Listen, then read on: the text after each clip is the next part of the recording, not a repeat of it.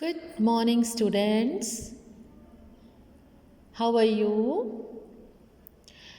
Okay, today's our class of English and we will learn about the future. Future. What is future? The future, those action that have not happened yet. अभी तक जो काम हुआ नहीं है, ठीक है? इट विल हैपन, ये होगा अभी, तो उसको हम फ्यूचर कहते हैं। यानी आने वाले समय में जो काम होगा उसको हम फ्यूचर कहते हैं। और इसी में जो फर्स्ट टेंस है सिंपल फ्यूचर, आज हम करेंगे। Read these sentences. Bob will go to the park in the evening. Bob park जाएगा शाम को। My friends will attend the party. मेरे फ्रेंड्स पार्टी अटेंड करेंगे। We will eat dinner at 9 AM. हम 9 बजे डिनर करेंगे, खाना खाएंगे। तो अभी इनमें से कोई भी काम नहीं हुआ है, इन फ्यूचर ये होगा, ठीक है? तो इसलिए इस सेंटेंस को हम सिंपल फ्यूचर टेंस कहते हैं, ठीक है? खाएंगे, जाएंगे, आएंगे, रहेंगे, खेलेंगे, मतलब जो काम होगा फ्यूचर में वो सिंपल फ्यूचर टेंस होता है। इसमें ये जो हाइलाइटेड वर्ड्स हैं, will go, will attend, will eat, ये सभी जो है सिंपल फ्यूचर फॉर्म है। Simple future form. We use the simple future to talk about things that have not happened yet.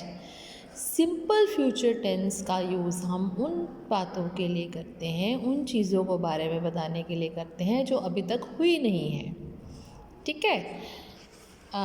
First of all I want to tell about the two modals auxiliary verb. Modal verbs are there, will और shall. Will future tense में, simple future tense में हम will का जो है इसके साथ base form, that means will plus base form यानी first form of verb use करेंगे। Clear? We use will plus verb, that means first form of verb to talk about action that are not planned. उन सभी कामों के लिए use करेंगे will plus verb की first form जो अभी तक प्लान नहीं है।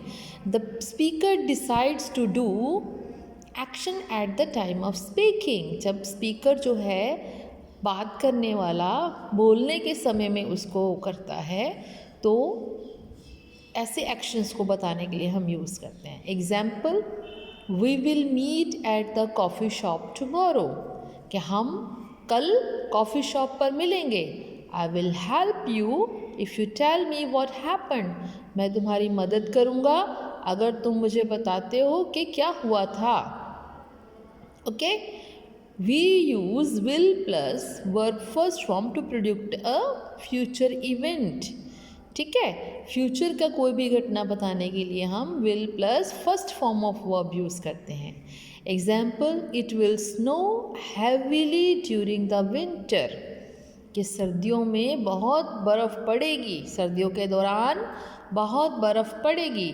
Your plants will die if you do not water them, तुम्हारे प्लांट्स मर जाएंगे, तुम्हारे पौधे मर जाएंगे। If you do not water them, अगर आप उनको पानी नहीं देते हो, ठीक है? तो फ्यूचर की कोई भी बात बताने के लिए कि क्या होगा अगर, तो आप will plus first form use करेंगे। प्रिडिक्ट करेंगे, प्रिडिक्ट मतलब पहले अनुमान लगा लेंगे फ्यूचर का भी क्या होगा, ठीक है? We use will plus verb to talk about promises और कमांड्स। प्रॉमिस करते हैं अगर हम किसी के लिए कोई कमांड देते हैं पक्का, ठीक है, तो हम will plus first form of verb use करते हैं। जैसे we will serve our country, हम अपने देश की सेवा करेंगे। You will stay here until I come back, आप यहाँ पे रुकोगे जब तक मैं वापस ना आ जाऊँ। तो ये कमांड है, ऑर्डर है, तुम यहाँ पे रुकोगे। You will stay here until I come back, जब तक मैं वापस नहीं आ जाती, ठीक है। तो कमांड है, ऑर्डर है। इन दोनों सेंटेंसेस की टाइप्स को बताने के लिए भी हमने will plus first form use की है। Clear? Now next is we use not after will to form negative sentences in simple future tense. अभी 3 कैटेगरीज होती हैं। सिंपल जो सेंटेंसेस होते हैं, ठीक है, सिंपल एजेटिव, सिंपल टाइप बताने के लिए पहले सब्जेक्ट, फिर will plus first form of verb plus object, then full stop use किया जाता है, ठीक है। नेक्स्ट है आपका नेगेटिव टाइप। नेगेटिव सेंटेंसेस को बताने के लिए ऐसे सेंटेंसेस जिनमें नॉट रहता है तो आप सब्जेक्ट लगाएंगे प्लस विल लगाएंगे, साथ में नॉट लगाएंगे, will not plus first form of verb then object, full stop. Clear? ये नेगेटिव सेंटेंसेस के लिए जिसमें नहीं आता है। Examples are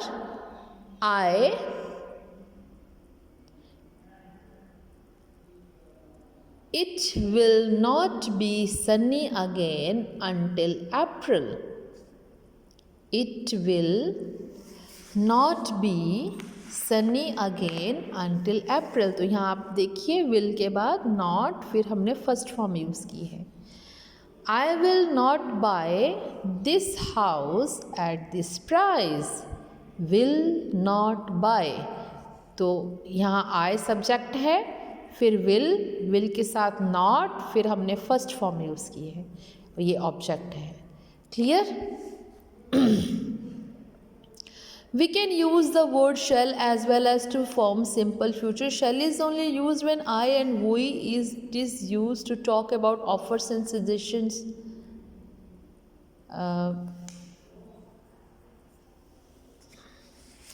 पहले ऐसे होता था बेटे कि shall का यूज़ होता था, लेकिन आजकल ट्रेंड में shall का यूज़ बंद हो गया है।